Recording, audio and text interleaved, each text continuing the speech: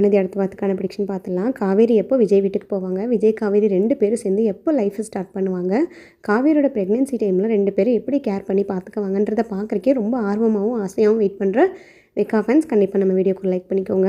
காவேரி ரொம்ப ஃபீல் பண்ணிக்கிட்டு இருப்பாங்க வெண்ணிலா பிரச்சனையை நினச்சி. என்னென்னமோ ஆயிடுச்சு கொஞ்ச நாளுக்குள்ளே, நம்ம வெண்ணிலாக்கு எல்லாமே சரி பண்ணிடலாம், சரி பண்ணி வந்து அவங்கள வீட்டுக்கு அனுப்பி அவங்களுக்கே ஒரு நல்ல அலைன்ஸாக பார்த்து மேரேஜ் பண்ணி வச்சு அவங்கள செட்டில் பண்ணிடலான்னு பார்த்தா இங்கே வேறு எதோ மாதிரி தலைகீழாக போயிட்டுருக்கு. இப்போ அந்த பொண்ணுக்கு வேறு இப்படி ஆயிடுச்சே விஜய், இதனாலேயே எனக்கு ரொம்ப வந்துட்டு மனசுக்கு கஷ்டமாகவும் டென்ஷனாகவும் இருக்குது. இதுக்கு ஒரு வேளை தெரிஞ்சோ தெரியாமலும் நம்ம ரீசனாக இருப்போமோன்னு நினச்சி வருத்தமாக இருக்குது அப்படின்ற மாதிரி சொல்ல, சேச்சா நீ அப்படிலாம் கில்ட்டியாக யோசிக்காத காவேரி, இதில் நம்ம தப்பு என்ன இருக்குது சொல்லு. நம்ம யாருக்கும் எந்த கெடுதலும் நினச்சது கிடையாது, நல்லது மட்டும்தான் நினச்சிருக்கோம். பட் கடவுளாக பார்த்து இப்படிலாம் நடத்துகிறாருன்னா எனக்கு ஏன் தான் புரியல. எப்படியாவது வந்து வெண்ணிலா கண்முழிச்சிடணும், எப்படியாவது வெண்ணிலா வந்து சரியாகி அவங்க மாமா வீட்டுக்கே போயிடணும், அவளுக்கு ஒரு நல்ல வாழ்க்கை அமையணும் தான் நானும் நினச்சேன். பட் இப்படிலாம் கொஞ்ச நாளுக்குள்ளே சேஞ்ச் ஆகிடுச்சு. இது எல்லாத்துக்கும் காரணம் இந்த பசுபதின்னு தெரியும் போது தான் ரொம்ப கோவம் வருது. அவனுக்கு நம்ம அப்படி என்ன தான் பண்ணிட்டோம், அவனுக்கு நம்ம எதுவுமே பண்ண கிடையாது. நீ என்ன பண்ண, அவங்க அப்பா கிட்டேருந்து ஏமாத்தின சொத்தை வந்து அடிச்சு போடுங்கண்ணா, இதில் எந்த விதமான தப்பும் கிடையாது. அது ஒரு விஷயத்த மனசில் வச்சுக்கிட்டு இந்த அளவுக்கு அவன் காட்டு மிராண்டித்தனமாக நடந்துக்கிறத பார்த்தா எனக்கு ரொம்ப கோவமாகவும் எரிச்சலாகவும் வருது. அப்போவே அவனை முடிச்சிருந்துருக்கலாம், அப்போவே வந்துட்டு அவனை ஒரு உண்டில்லன்னு பண்ணி சென்னை பக்கமே வர விடாமல் பண்ணியிருக்கலாம், கொடைக்கானல்லையே அவனை இருக்க வச்சிருக்கலான்னு தோணுது அப்படின்ன மாதிரி விஜய் சொல்லிகிட்ருக்க. சரி விடுங்க, நீங்கள் ஃபீல் பண்ணாதீங்க, இதை பற்றி பேசினாலே வந்து நம்ம 2 பேத்துக்கும் சந்தோஷம்தான் போகுது, இந்த மாதிரி டைம்லலாம் பேச வேண்டாம் அப்படின்ற மாதிரி காவேரி சொல்ல, விஜய் சொல்லுவாங்க, ஆமாம் காவேரி, இந்த மாதிரி டைமில் உனக்கு ஏகப்பட்ட ஸ்ட்ரெஸ் மட்டும்தான் நான் கொடுத்துட்ருக்கேன். பத்தாத குறைக்கி இந்த சிக்கன் பாக்ஸ் வேறு வந்துருச்சு, அம்மா போட்டு நீயே வந்துட்டு இவ்வளோ கஷ்டப்பட்டுட்ருக்க. இந்த மாதிரி டைமில் அந்த பற்றியெல்லாம் நீ யோசிக்கவே வேண்டாம், விடு, கடவுள் விட்ட வழின்னு நம்ம போயிடலாம். எப்போ வெண்ணிலாவே வந்து கண் முழிச்சு சாட்சி சொல்கிறாலோ சொல்லட்டும், அல்லது வெண்ணிலாவோட மாமா மனசு மாதிரி நம்மளுக்காக பேசினாலும் சந்தோஷம்தான். இந்த ஜென்மத்தில் அந்த பசுபதி வந்து மாற போகிறதும் கிடையாது, நம்மளை பழி வாங்காமல் இருக்க போகிறதும் கிடையாது. ஸோ அவனை நம்பி எந்த பிரயோஜனமும் கிடையாது அப்படின்ற மாதிரி சொல்லிகிட்ருக்க. கரெக்டாக வந்து சாரதா டிஃபன் எல்லாம் கொண்டு வந்து கொடுப்பாங்க. அந்த அன்றைக்கி பார்த்தீங்கன்னா கொஞ்சம் ஸ்பெஷலாக செஞ்சுருப்பாங்க. கங்கா அன்றைக்கி சமைச்சிருக்கனால ரொம்ப விஜய்க்கு பிடிச்ச மாதிரி இருக்கும். அப்பா இந்த டேஸ்ட் அனுபவிச்சு எவ்வளோ நாள் ஆகுது, இது கங்காவோட சமையல் தானே, எனக்கு நல்லாவே தெரியுது சாப்பிடும்போதே. எனக்கு ரொம்ப பிடிச்சிருக்கு காவேரி. ஃபஸ்ட்டெல்லாம் நீங்கள் அங்கே இருக்கும்போது அவங்களும் ஆசையாக சமைச்சு கொடுப்பாங்க. நான் வந்து அவங்கள அப்ரிஷியேட் பண்ணுறேன்ற ஒரே காரணத்துக்காகவே எனக்காக அவங்க ஸ்பெஷலாக சமைப்பாங்கள்ல. இப்போ எல்லாமே கொஞ்ச நாளில் மாறி போச்சு பாரேன். நம்ம 2 ஃபேமிலியும் எவ்வளோ வந்துட்டு நல்லபடியாக போயிட்டு இருந்துச்சு, எல்லாமே வந்து சந்தோஷமாக நடந்துட்டு இருந்துச்சின்னு நினச்சா அதுக்குள்ளே எல்லாமே மாறிடுச்சு. எப்போ அந்த லைஃப் எனக்கு திரும்பி கிடைக்கும், எப்போ நம்ம ஃபேமிலியெல்லாம் ஒன்றா சேருவோன்ட்டு எனக்கு ஆசையாக இருக்குது விஜய் அப்படின்ற மாதிரி, ஆசையாக இருக்குது காவேரி அப்படின்ற மாதிரி விஜய் சொல்ல, அதெல்லாம் கண்டிப்பாக கூடிய சீக்கிரம் நடக்க தாங்க போகுது. எல்லாருமே வந்து உங்களை பற்றி நல்லாவே புரிஞ்சுக்கிட்டாங்க, நல்ல ஒரு அண்டர்ஸ்டாண்டிங்கும் வந்துடுச்சு. ஸோ ஒரு வேளை வந்துட்டு அம்மாவே ஏதாவது சொன்னால் கூட நான் ஒத்துக்கவே மாட்டேன். அம்மா கிட்ட உங்களை பற்றி நான் நல்லா சொல்லி புரிய வச்சு திரும்பி நம்ம 2 ஃபேமிலியும் ஒன்றாகிறதுக்கு நான் எல்லா ஏற்பாடும் பண்ணுவேன். முதல்ல வந்து இந்த வெண்ணிலா பிரச்சனையை வந்து சால்வ் பண்ணணும் அப்படின்ற மாதிரி காவேரி சொல்லுவாங்க. அந்த டைமில் பார்த்தீங்கன்னா கரெக்டாக பசுபதி கால் பண்ணுவார். கால் பண்ணி வந்துட்டு பேசிகிட்டு இருக்கும்போதே விஜய் வந்து காவேரி கிட்ட சொல்லிடுவார், அந்த பசுபதி தான் கால் பண்ணியிருக்கான், நான் இதுக்கும் ரெக்கார்டிங் பண்ணுறேன், முடிஞ்சால் வந்து நம்ம ட்ராக் பண்ணுறதுக்கு யூஸ் ஆகும் காவேரி அப்படின்ற மாதிரி சொல்லிவிட்டு ரெக்கார்டிங் பண்ணுவார். அந்த டைமில் பசுபதி, என்ன கால் ரெக்கார்ட் பண்ணுறியா, என்ன காவேரியும் பக்கத்தில் தான் இருக்கா போல இருக்குது, இந்த கிரிமினல் வேலையெல்லாம் நீங்கள் இன்னும் விடலையா, நீயே இவ்வளோ கிரிமினலாக யோசிச்சா நான் என்னென்னலாம் பண்ணுவேன், ஒரு வில்லை நான் என்ன வேணுனாலும் பண்ணுவேன் அப்படின்ற மாதிரி சொல்ல, உனக்கு என்ன வேணும் இப்போ, நீ எதுக்கு எனக்கு கால் பண்ணியிருக்கேன் அப்படின்ற மாதிரி விஜய் கேட்க, நான் எதுக்கும் கால் பண்ணல, உங்ககிட்ட ஒரு முக்கியமான விஷயத்த சொல்ல போகிறேன். வெண்ணிலாவோட மாமா வந்து ரொம்ப நாளாக நம்மளுக்கு டிஸ்டர்பன்ஸாக இருக்கார். ஒரு வேளை வெண்ணிலாவோட மாமா எல்லா விஷயத்தையும் போய் வெளியில் உளறிடுவாரோ, வெளியில் வந்து ஒரு சாட்சி சொல்லிடுவாரோன்ற அந்த பயத்திலேயே நானும் இவனை ரொம்ப நாளாக வந்து பாதுகாத்து அடைச்சி போட்டு பூட்டி வச்சுக்கிட்டு இருக்கேன். எவ்வளோ நாளைக்கு தான் நானும் இவனை பூட்டியே வச்சுருக்க முடியும், ஒரு நாள் இல்லை ஒரு நாள் இவன் எஸ்கேப் ஆகி எனக்கு எதிராக எல்லா சாட்சியும் சொல்ல தான் போகிறான், அதுக்கு பேசாமல் கம்ப்ளீட்டாக இவனை முடிச்சிடலான் இருக்கேன்.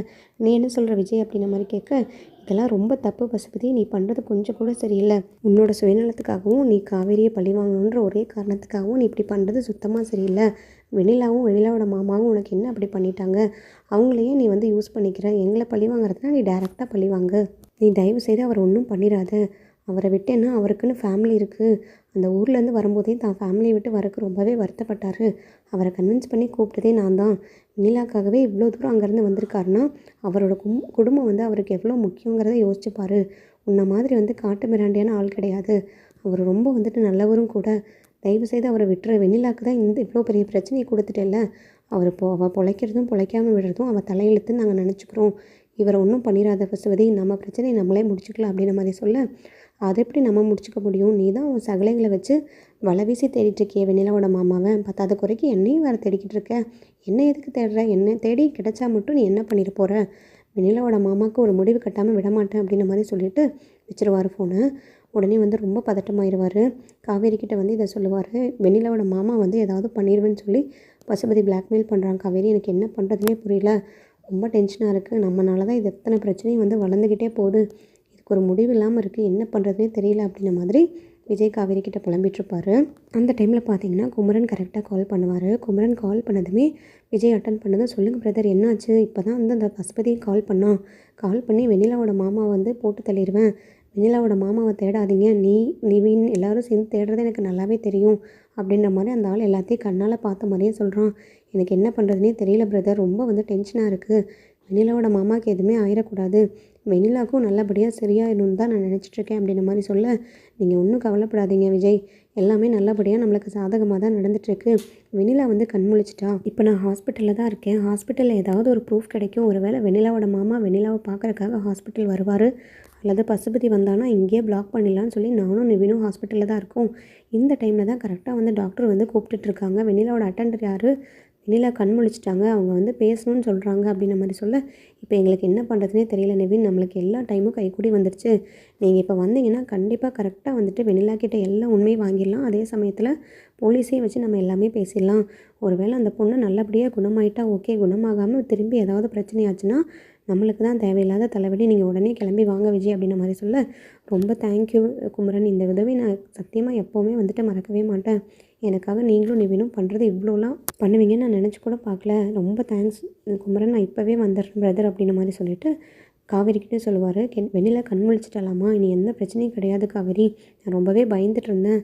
இது எல்லாத்துக்கும் வந்துட்டு ஒரு சொல்யூஷன் கிடைச்ச மாதிரி இருக்குது. நான் உடனே ஹாஸ்பிட்டலில் போய் நான் வெண்ணிலாவை பார்த்து பேசிட்டு வந்துடுறேன்.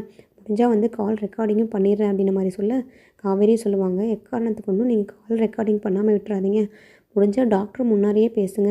அப்போ தான் வந்து வெண்ணிலா எல்லாம் உண்மையை சொல்லுவாங்க. அவங்களுக்கு என்ன நடந்தது, யாரால் வந்து இவ்வளோ பிரச்சனையும் வந்ததுன்றது முதல் கொண்டு. அப்போ தான் இந்த பிரச்சனையிலேருந்து நீங்களும் வெளியில் வர முடியும். நம்மளும் பீஸ்ஃபுல்லாக நிம்மதியாக இருக்க முடியும். எவ்வளோ நாளைக்கு தான் இந்த பிரச்சனையை வச்சு நம்மளும் இழுத்துக்கிட்டே இருக்கிறது. இப்போதைக்கு வெண்ணிலா குணமானதே எனக்கு ரொம்ப சந்தோஷமாக இருக்குது. தெரிஞ்சோ தெரியாமலோ அந்த பொண்ணோட பிரச்சனைக்கு நம்ம காரணமாயிட்டோன்ற ஒரு கில்ட்டினஸ் எனக்கு இருந்துகிட்டே இருந்துச்சு. இப்போ தான் எனக்கு நிம்மதியாக இருக்குது அப்படின்ற மாதிரி காவேரியும் சந்தோஷப்படுவாங்க. உடனே வந்துட்டு அவசரமாக வந்துட்டு விஜயும் கிளம்பி ஹாஸ்பிட்டலுக்கு போயிட்டுருப்பாரு. அந்த டைமில் பார்த்தீங்கன்னா வெண்ணிலா வந்து விஜய்ன்னு சொல்லிட்டு ஹாஸ்பிட்டல்லே கண் முழிச்சு பேசிகிட்டு இருப்பாங்க. டாக்டர் வந்து குமரன் கிட்டே கேட்பார், விஜய்ங்கிறவர் யார்? கொஞ்சம் சீக்கிரமாக அவரை வர சொல்லுங்கள். வெண்ணிலா கண் முழிச்சதுலேருந்து விஜய்ன்ற பேரை தவிர வேறு எதுவுமே கூப்பிட்றது கிடையாது. விஜய் சீக்கிரமாக வர சொல்லுங்கள். அல்லது வெண்ணிலாவோட அட்டெண்டரை வந்து சீக்கிரமாக வந்து அவங்கக்கிட்ட பேச சொல்லுங்கள். அவங்களே இவ்வளோ நாளைக்கு அப்புறம் இப்போ தான் கண் முழிச்சிருக்காங்க. ஏதோ சொல்ல வராங்க போல இருக்குது. சீக்கிரமாக ஏதாவது பண்ணுங்கள் அப்படின்ற மாதிரி குமரன் கிட்ட டாக்டர் சொல்லுவாங்க.